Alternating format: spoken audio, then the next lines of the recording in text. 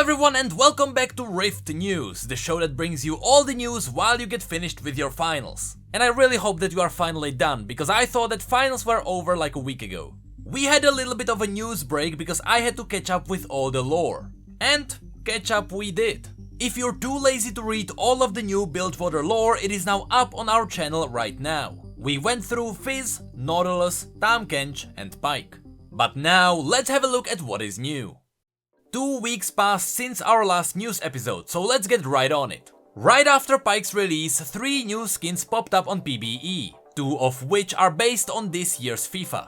Playmaker Lee Sin, which is a lower quality skin with really good spell effects themed around football. Unfortunately, because this skin is just a retextured basic Lee Sin, with only minor changes to the model, you can definitely feel its lower quality. Let's be honest, his body proportions and animations are quite outdated.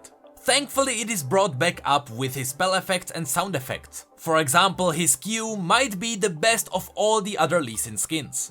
And as it is common these days, Playmaker Lee Sin also gets bunch of chroma skins straight away. Each one of them comes with a unique football to kick around. The other FIFA skin is Sweeper Ramos. This is a much higher quality skin, not only because his shell had to be completely remodeled, but also because his Q gives him a unique bouncing animation, since he became a ball after all. And just like Lee Sin, Ramos also gets bunch of chroma skins from the get-go. It is important to note that both of these skins are legacy, so if you like them, get them now, because you'll have trouble getting them later. The third skin that appeared on PBE has a little bit of a history. Darkstar Cho'gath is a unique skin that brings in new model, spell effects, sound effects, recoil animation, and transformation based on feast stacks. The more you eat, the larger the black hole on your back gets. But what is truly unique about this skin is that it was made together with Brian as a part of the Make-A-Wish Foundation. It will be released for a limited time, 100% of the proceeds will go to charities, and then it is planned to become a Hextech exclusive skin. This can still change. Originally, he was scheduled to release on the 21st of June, but later KiwiKid made an announcement that the release date was delayed by a month. Right now, Darkstar Cho'gath is planned to be released on the 13th of July, and he'll be up for about a month. PBE also revealed a new login screen for the College Championship of 2018, which kicked off on the 7th of June. This seems to be the first time Riot has ever officially associated themselves with Silver Scrapes. The same event also injected a lot of new summoner icons into the game. But besides all of this, we also got some new emotes. OK Ramos, Yikes Sona, and Go Team Ezreal. But we also got an enhanced version of Mapengu. It is unclear whether this is a separate emote or if it is just a visual upgrade. But now, this emote is animated. It is also worth mentioning that Atma's Reckoning now has its own icon. I'm surprised it is not a spear anymore, but there you have it. Riot also snooped around with their new cursor. So far the reaction on it has been mixed, but that's mainly because people are used to the old cursor that has been part of the game ever since it launched. Actually, even during the beta. And highly likely even the alpha. My only worry is that the enemy or ally indications are really tiny. Right now your entire cursor turns into a red sword if you're targeting enemies, and there is a light blue overlay if it is an ally. The new version only has a tiny dot indicating what's happening, and people might have to get used to it. To me it just looks less clear, but other than that it definitely fits the new theme that Riot has been building over the years. Now let's hop onto the juicy new things Riot teased yesterday. As all of you probably know by now, Aatrox is coming, and Riot thought to remind us with a brand new teaser. It is really short, so let me play it for you right now because I have some comments on it.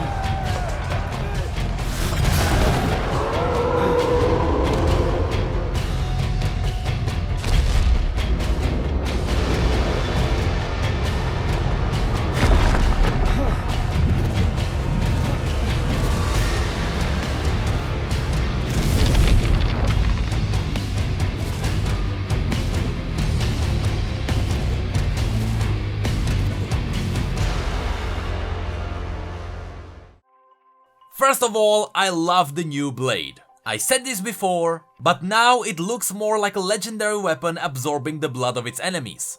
And speaking of blood, the teaser shows that Aatrox's chest and the blade beat in the same rhythm, once again confirming that the blade is no more a separate living being. It is now his tool.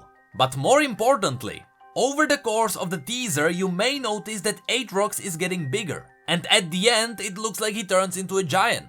The stone-like special effects on his wings also indicate that he might not be a glass cannon anymore.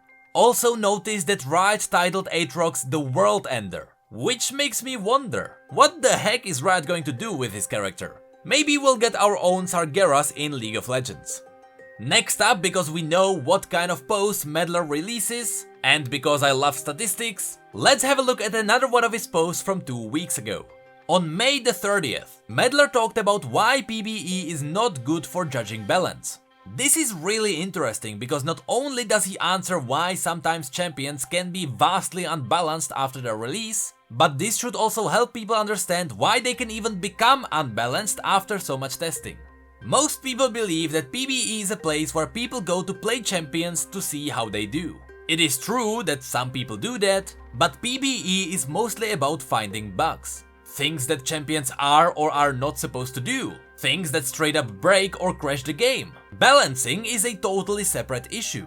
And of course we have statistics to back it up. When it comes to balance, it is all about looking at large samples and comparing the win rates. The key word here is large samples. Because PBE has a very low count of players, the chances of the PBE community figuring out how to best use the changes is really low.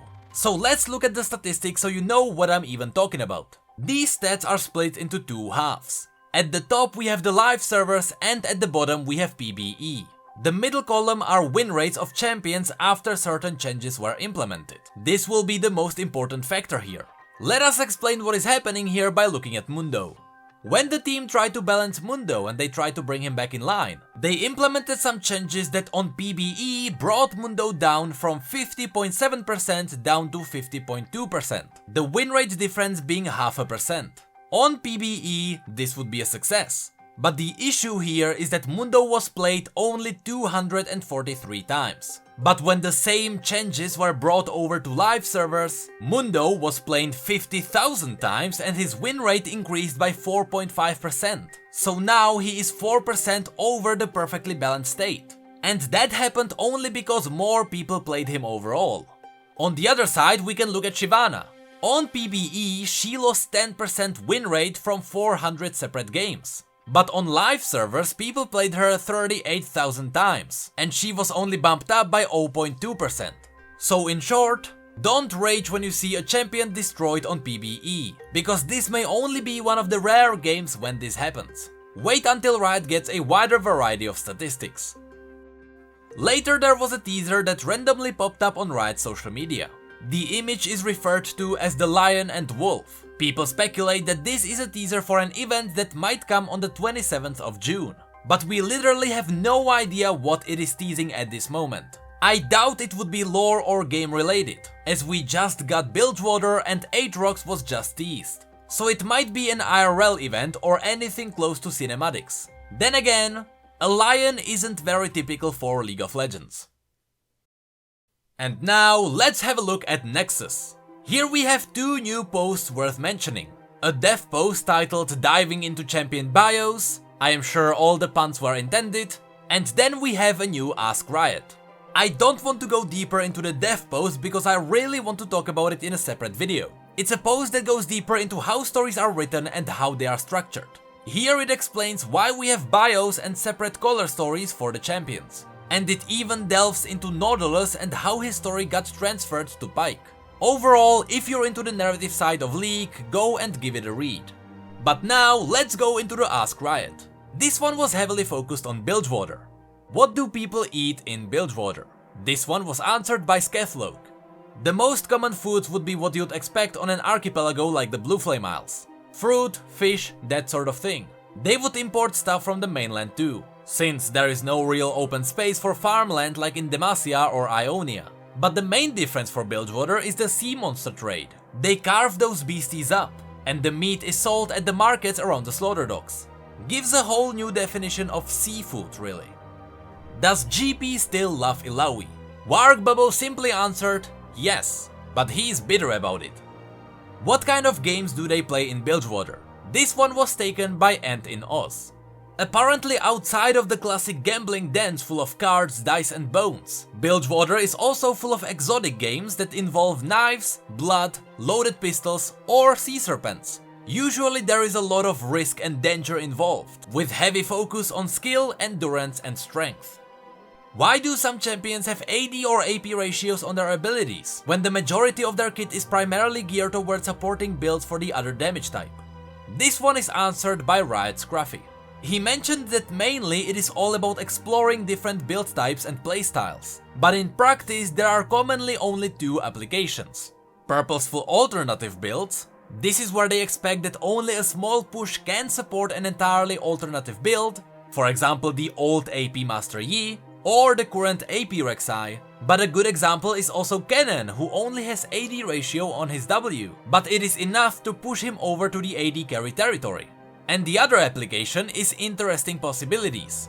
By giving an AD champion some minor AP scaling, it gives them a chance to possibly try hybrid build. For example, because Miss Fortune has some AP scaling, despite her being purely attack damage based carry, she can build Jinzu's Rageblade and be totally fine. Or maybe someone like Ashe can try Nashor's Tooth to get some massive stacking damage, with all the AP being used in her ultimate. It is all just small breadcrumbs that lead to something bigger. And the last question, do you ask pro players' opinions before you nerf a champion? This one was answered by Riot Blaustoys. For individual champion nerfs, no. When it comes to pro players, Riot usually works with them when it comes to bigger changes, especially those that affect pro play. For example, the runes reforged or the 10-band system. Apparently, the new runes were tested by LCS and LCK players about half a year before they were released. Back then, there was a rune called Reap, and this would allow you to execute any champions below a certain threshold of HP. At the time, it was 20%. So of course, Froggen played Karthus and annihilated everyone. This rune has never seen the light of day. When it came to the 10-band system, they had the NA-LCS teams to come over and test its first versions. With their feedback, and Huni was mentioned here as an example, they were able to see what it is good at and where it can improve. When it comes to smaller patches, pros aren't usually involved. There is also a mention that Riot would love to try and work more closely with the teams, but pro players are always practicing and focusing on improving, so finding the time for this would be really difficult. And that's it for this episode of Rift News. Quite a lot has happened, and I had to catch up with all of that. So the chances are that some of the stuff from PBE is now already on live servers. But I'm glad that I got back on track again. So, if you enjoyed this video, feel free to like it and subscribe for more lore and news. People started messaging me that they missed our special stream because YouTube didn't notify them. So, if you can, try to use the bell button below.